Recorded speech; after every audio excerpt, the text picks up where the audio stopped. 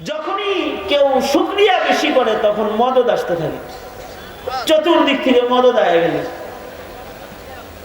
আর যখন কেউ নাশকর হয় তখন খালি গজব হয়, বালা মুসিবত আসে। এ কারণে বান্দা সুখেও বলবে আলহামদুলিল্লাহ, দুঃখেও বলবে আলহামদুলিল্লাহ, সুস্থ অবস্থায়ও বলবে আলহামদুলিল্লাহ, অসুস্থতায়ও বলবে আলহামদুলিল্লাহ, খাইছে আলহামদুলিল্লাহ, না খেয়ে দিন পার করে দিছে তাও আলহামদুলিল্লাহ। যে হালতে আল্লাহ রাখছেন ওই হালতেই আলহামদুলিল্লাহ বলেন, আরো জোরে করে বলেন, একবারে দিল থেকে বলেন আলহামদুলিল্লাহ। এই জন্য জিকির করবা, আল্লাহর কথা বলবা, আল্লাহর নামের আওয়াজ তুলবা, দিনের বরত্ব উচ্চারণ করতেই থাকবা, বাতিলের রক্ত চক্ষুকে ভয় পাবা না, ভয় পাবা না। লিসানুন যাকির, জিকিরকারী জবান, আল্লাহর বরত্ব বলার জবান, আল্লাহর বরত্ব উচ্চারণের জবান, জিকির বলা জবান।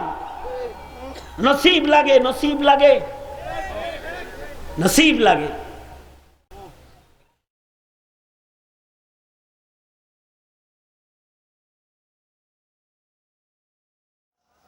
এইটা বেশি বেশি করা।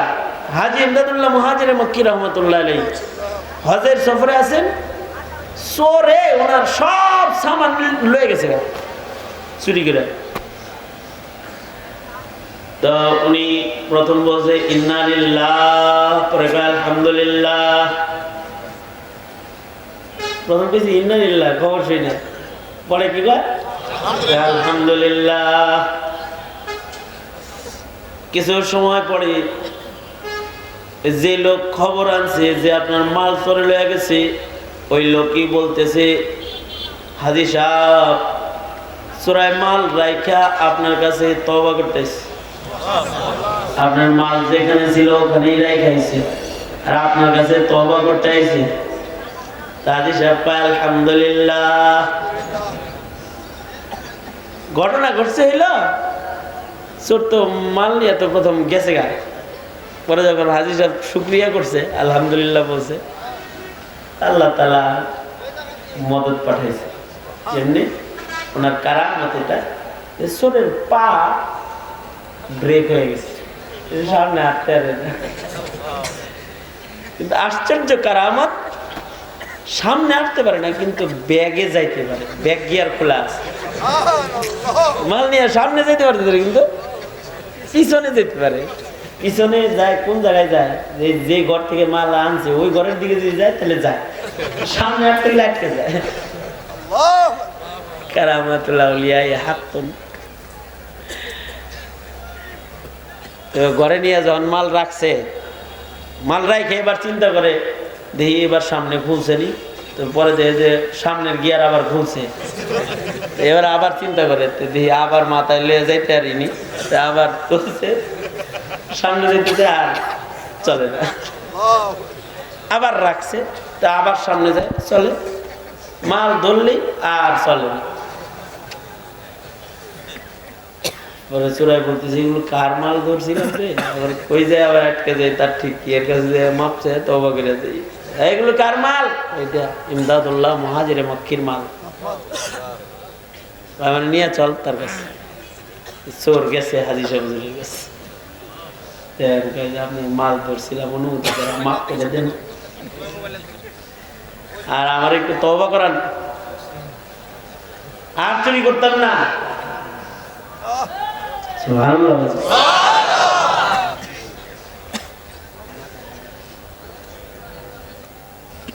চোর যখন ধরা খায় তখন কয় করতাম না, পরে আবার পরে চোরে খাছিল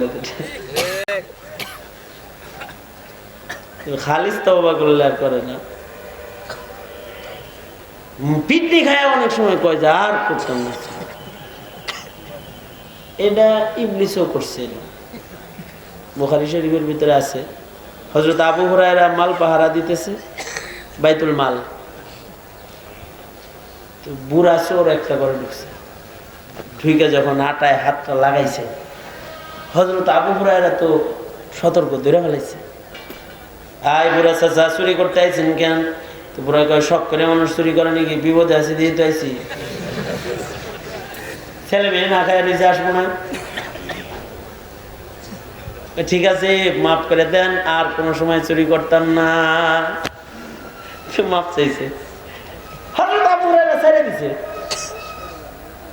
হযরত আবু হুরায়রা যখন রাতের বেলায় মসজিদে গেছে ফজরে, আল্লাহর রাসূল বলেন, আবু হুরায়রা রাত্রে যাইছিল, মেহমান কই, কি হয়েছে? ছেড়ে দিছে। কেন ছাড়ছো? বললো আর চুরি করবো না, ছেড়ে দিছে। ওর রহম বেশি। আল্লাহর রাসূল বললেন, আবু হুরায়রা আবার আইবো, সতর্ক থাকবো। মিথ্যা কথা বলছে। পরের রাত্রে আবার আইছে, আবার ধরছে। আপনি বললেন আইবেন না, আবার আইছেন। একেবারে সহি তওবা করতেছি, আর আসতাম না, ছেড়ে দেন। আবার ছেড়ে দিচ্ছে। আবার ফজরের সময় আল্লাহর রাসূল বলে, চোর কই, মেহমান কই? ছেড়ে দিছি। ছাড়ছো কেন? বললো আর করবে না। আবার আসবে, সতর্ক থেকে। পরের রাত্রে আবার আইছি।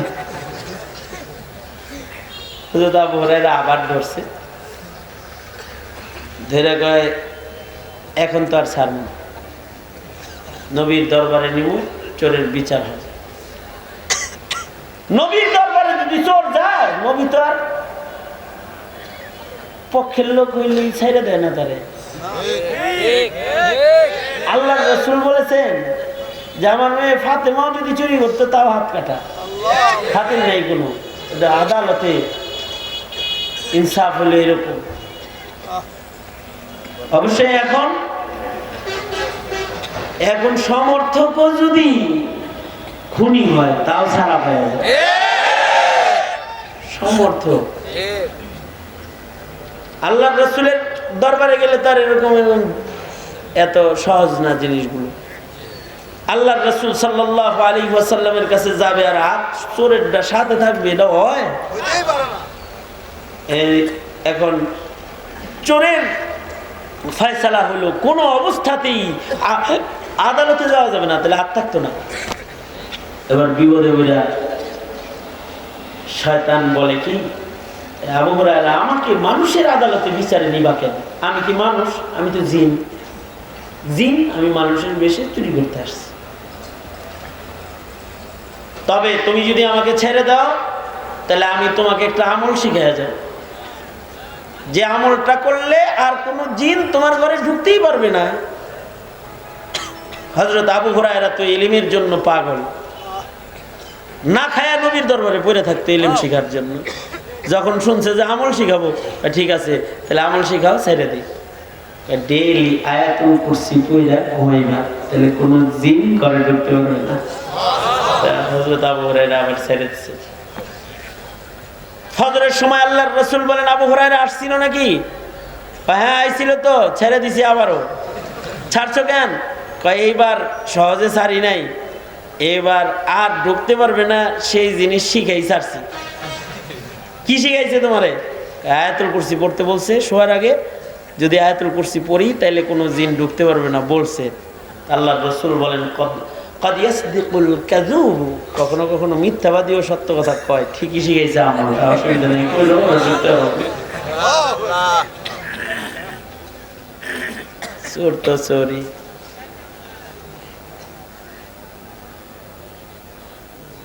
চূড়া যদি তওবার জন্য যায় তো সহজে তো আর তওবার জন্য যায় না, বিপদে বেরিয়ে তো গেছে, সামনে আটতে আরে না, কি করবো?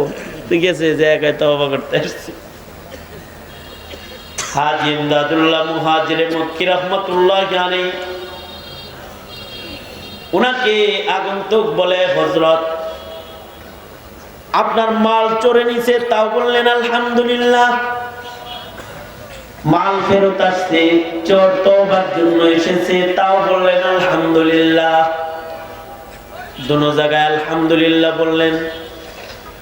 হাজী ইমদাদুল্লাহ মুহাজিরে মক্কি বলে, মাল চোরে নিছে, খবর শুই না ইন্নালিল্লাহ বলেছি, সুন্নাত আলহামদুলিল্লাহ বলেছি, যে আমার মালের দ্বারায় আল্লাহর কোনো অভাবী বান্দার হয়তো উপকার হয়ে যাবে, ওই দিকে লক্ষ্য করে বলেছি আলহামদুলিল্লাহ। আবার যখন মাল ফেরত পেয়েছি তখন আলহামদুলিল্লাহ বলেছি। এজন্য সফরের হালতে কার কাছে সোয়াল করব? আমাকে আল্লাহ সোয়াল থেকে হেফাজত করেছেন, আর আমার মালের দ্বারায় আরেকজন গুনাহগার হয় নাই। আমার মাল চুরি কইরা হাসরের ময়দানে কেউ চোর হলো না। আল্লাহর বান্দা উল্টা চুরির থেকে তওবা করার জন্য হাজির হয়েছে। এজন্য বলেছি আলহামদুলিল্লাহ। হারাইছে তাও তাওজি করে কয় আলহামদুলিল্লাহ, পাইছে তাও কয় আলহামদুলিল্লাহ, সুখে আছে তাও বলে আলহামদুলিল্লাহ, দুঃখে আছে তাও বলে আলহামদুলিল্লাহ। হার হালতে যে হৃদয়গুলো শাকির হয় তাদের কলবটা হলো কলবুন শাকির। এমন শুকর গুজার অন্তর যাদের, আল্লাহর কাছে এই মানুষগুলা বড় পছন্দের মানুষ। সুবহানাল্লাহ। এই অন্তরকে শুকর গুজার বানাইতে এক নাম্বার আমল বেশি বেশি কালিমাতুশ শুকর পড়া। দুই নাম্বার আমল নিজের চাইতে দুঃখী মানুষের দিকে তাকায় দেখা। আপনার জুতা নাই তা আপনি তার দিকে তাকান যার পাওই নাই। আপনার দুই পা নাই তার দিকে তাকান যার দুইটা হাতও নাই। ফার্ম গেটে ওভারফ্লাইয়ের উপর দিয়া এক সময় যাতায়াত ছিল, ওভারফ্লাই ছিল উপরে। আমি একবার এই ওভারফ্লাই দিয়ে হাইটে যেতেছি, এই ওভারফ্লাইয়ের উপরে ভিক্ষুকরা শুয়ে থাকতো। এখনো আছে কালেবান, হয়তো এখন তো আর উঠা হয় না। ওই সময় উঠছি যখন তখনকার কথা বলছি, হয়তো এখনো আছে। তো ফ্লাইওভারের এই মাথার থেকে ওই মাথা গেলাম, কমপক্ষে 15-20 জন শুয়ে ভিক্ষা করতেছে। আমার সাথে লোকও আছে। তো একজন একজন করে দেখি, টাকা ভাঙ্গাইলাম, কিছু কিছু দেই। তো দেখি শুয়ে রয়েছে, হাত নাই, পা নাই, চোখ নাই, খালি কুহাইতেছে, এইরকম করতেছে। কিছু নাই, কিন্তু ওইটা কুহাইতেছে। এটা একটা ভিক্ষার স্টাইল আর কি। তো হেরে দিই কিছু, সামনে যাই একটা, ওইটারে দিই একই অবস্থা, এটারে দিই কিছু, আর একটার দিই আর একটা হাত পা নাই, এটারে দিই কিছু। তো আমার সাথে যে আছে, ওই খালেদ, তুমি আসলে বোকা, মনে করছিলাম চালাক। কেন? আরে এগুলো সব ব্যবসায়ী ভিক্ষুক, ওর বাড়িতে বিল্ডিং শুদ্ধ আছে, এই কাম করে ঢাকা শহরে এগুলো করে বিল্ডিংও করছে। আমি বললাম কোটি কোটি টাকার মালিকও হয়, ওর চোখ তো নাই। কোটি টাকা দিয়ে কি চোখের বদলা হবে? কোটি টাকার বাড়ি দিয়ে কি ওর পায়ের বদলা হবে? আমি বললাম খালি দেওয়াটাই দেখলে, আর কিছু দেখলে না? এই যে 13 জন মানুষে 2 টাকা করেই দিছি, কিন্তু 13 জায়গায় দাঁড়ায় 13টা দোয়া পড়ছে, এটা দেখলে না? এটাও তো একটা সুন্নাত। যার 2 পা নাই তাকে দেখেও পড়েছি আলহামদুলিল্লাহিল্লাযী আফানি মিম্মা বতালাকা বিহি। তোমার 2টা পা নাই, কিন্তু আলহামদুলিল্লাহ ওই মালিকের যিনি আমার 2টা পা দিছে। যার চোখ নাই তারে দেখাও বলছি আলহামদুলিল্লাহিল্লাযী আফানি মিম্মা বতালাকা বিহি ওয়া ফাদ্দালানি আলা কাসীরিম মিম্মান খালাকা তাফদীলা। আবার যার হাত পা কোনোটাই নাই, চোখও নাই, মুখও কাটা, ভিক্ষা করতেছে, তাকে দেখেও একবার ওই শুকরের দোয়া পড়েছি আলহামদুলিল্লাহিল্লাযী আফানি মিম্মা বতালাকা বিহি ওয়া ফাদ্দালানি আলা কাসীরিম মিম্মান খালাকনা তাফদীলা।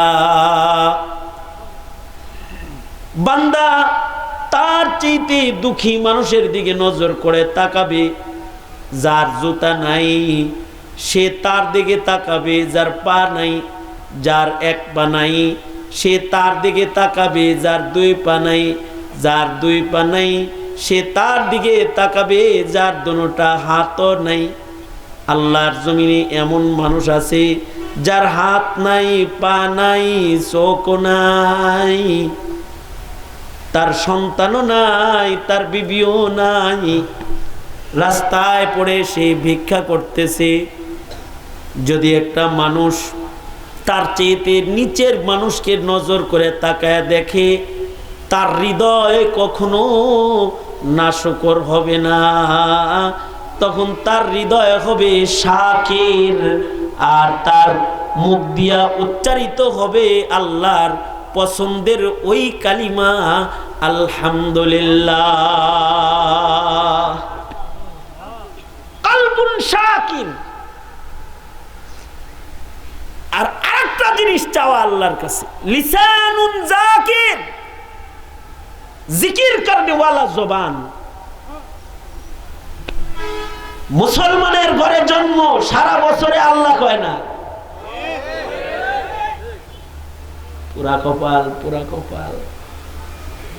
জিকিরকারী জবান, এটা আল্লাহর কাছে চাইতে হয়। সবার মুখ দিয়ে আল্লাহ উচ্চারণ হয় না, সবার মুখ দিয়ে নারায়ে তাকবীর আল্লাহু আকবার বের হয় না, সবার মুখ দিয়ে আল্লাহর বরত্ব বের হয় না। কারোর মুখ দিয়া দুনিয়া বের হয়, আর কারোর মুখ দিয়া আখিরাত বের হয়, কারোর মুখ দিয়া শয়তানের পছন্দ বের হয়, উতরায়, আর কারোর মুখ দিয়া আল্লাহর পছন্দের কালিমাত উতরায়। লিসানুন যাকির, তাদের মুখগুলো আল্লাহর পছন্দের। মনে রাখতে হবে, যাদের মুখ ভালো তাদের বুকও ভালো, যাদের মুখ খারাপ ওদের বুকও খারাপ, মুখ খারাপ, মুখ খারাপ। এ কারণে আল্লাহর কাছে পাক জবান চাইবা, লিসানুন যাকির। আল্লাহুম্মা ইন্নী আসআলুকা লিসানান যাকিরা, দোয়া শিখাইছে আল্লাহর রাসূল। ওগো আল্লাহ, তোমার কাছে আমি জিকির করনে ওয়ালা জবান চাই।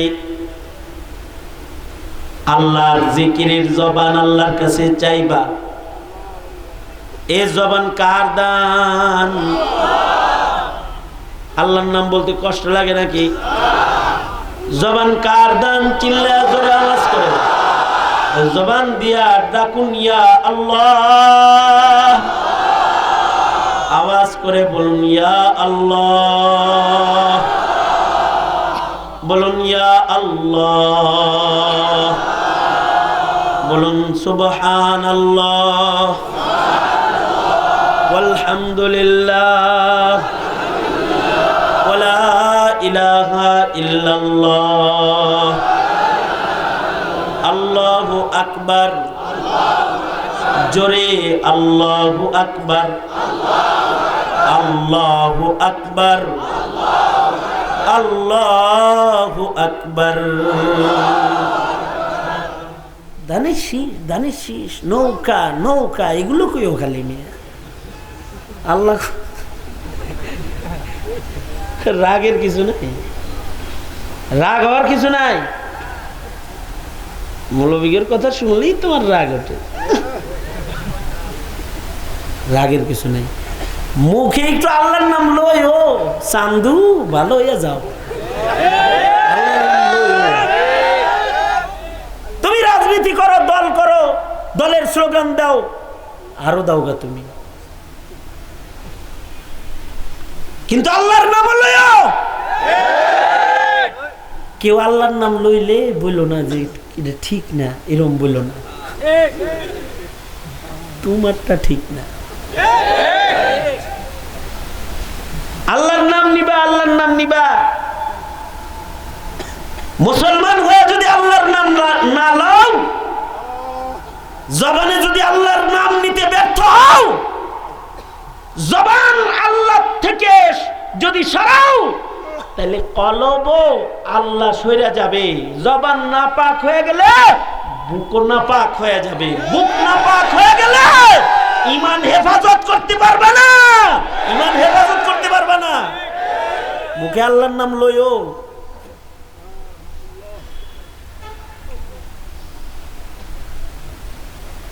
আমরা যারা তোমাদেরকে আল্লাহর নাম লই, এটাও অনেকের পছন্দ না।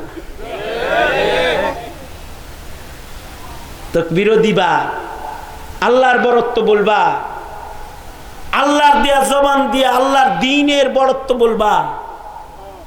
আল্লাহর দ্বীনের উপরে আক্রমণ আসলে সেটার প্রতিবাদ করবা। তোমার নবীর নবুয়তের উপরে আক্রমণ আসলে প্রতিবাদ করবা।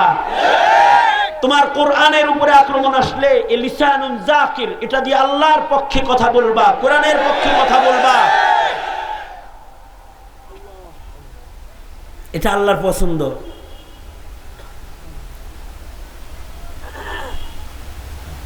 লিসানুন যাকির, জিকিরের মাধ্যমে আল্লাহর কথা বলো, স্লোগানের মাধ্যমে আল্লাহর কথা বলো, দাওয়াতের মাধ্যমে আল্লাহর কথা বলো, বয়ানের মাধ্যমে আল্লাহর কথা বলো, তিলাওয়াতের মাধ্যমে তোমার মালিকের সাথে কথা বলো। লিসানুন যাকির, যাকির জবান যারা, যাকির লিসান যারা হাসিল করে, এরা দুনিয়ার বাদশা হয়ে যায়। বাদশা হয়ে যায়, বাদশা হয়ে যায় এরা। চরমনের মরহুম আল্লাহর কুতুব জিকির করতে করতে বাদশাহী করেছে। হাফিজি হুজুর জিকির করতে করতে বাদশাহী করেছে। শেখুল ইসলাম আল্লামা আহমদ শফি জিকির করতে করতে বাদশাহী করেছে। এত বড় শেখুল ইসলাম উঙ্গুল খেলাইলে সারা দুনিয়া থরথর কাঁপে, সারা বাংলা কাঁপে। সম্বল কি সম্বল হলো জিক্রুল্লাহ। যেখানে বসতো সেখানে বসে বলতো জিকির করো। কোন রাজনৈতিক সমাবেশে বসলো সেখানেও বলতো জিকির করো। তসবিহ কইতো, কয় 12 তসবিহ পড়বা। আল্লাহু আল্লাহ, আল্লাহু আল্লাহ, আল্লাহ আল্লাহ, আল্লাহ আল্লাহ, ইল্লাল্লাহ, ইল্লাল্লাহ, ইল্লাল্লাহ, ইল্লাল্লাহ, লা ইলাহা ইল্লাল্লাহ, লা ইলাহা ইল্লাল্লাহ, লা ইলাহা ইল্লাল্লাহ, সুবহানাল্লাহ ওয়া বিহামদিহি, সুবহানাল্লাহিল আযীম, সুবহানাল্লাহি ওয়া বিহামদিহি, সুবহানাল্লাহিল আযীম। যেখানে বসতো সেখানে বসেই জিকির করতে হইতো। এজন্য জিকির করবা, আল্লাহর কথা বলবা, আল্লাহর নামের আওয়াজ তুলবা, দিনের বরত্ব উচ্চারণ করতেই থাকবা। বাতিলের রক্ত চক্ষুকে ভয় পাবে না, ভয় পাবে না। লিসানুন যাকির, জিকিরকারী জবান, আল্লাহর বরত্ব বলার জবান, আল্লাহর বরত্ব উচ্চারণের জবান, জিকির বলা জবান। নসিব লাগে, নসিব লাগে, নসিব লাগে।